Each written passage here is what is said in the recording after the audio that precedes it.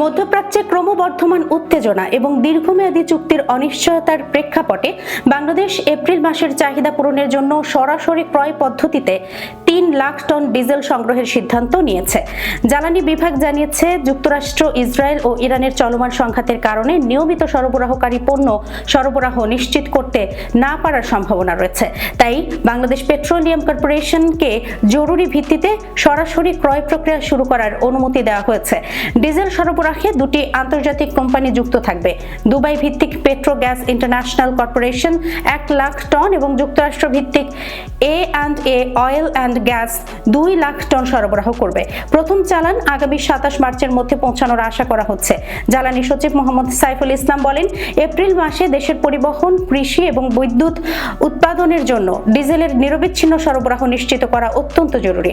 সরাসরি ক্রয় পদ্ধতি এই অস্থির পরিস্থিতিতে দ্রুত সিদ্ধান্ত গ্রহণে সহায়ক হয়েছে। মূল্য সংক্রান্ত বিষয়ে তিনি জানান, A&A অয়েল অ্যান্ড গ্যাসের অফার প্রতি ব্যারেল $75 স্থির দামের, যা আন্তর্জাতিক বাজারের বর্তমান দামের তুলনায় উল্লেখযোগ্যভাবে কম। তবে সরবরাহকারীর নির্ভরযোগ্যতা নিয়ে কিছু উদ্বেগ আছে, বিশেষ করে যুদ্ধকালীন পরিস্থিতিতে লজিস্টিক জটিলতার কারণে।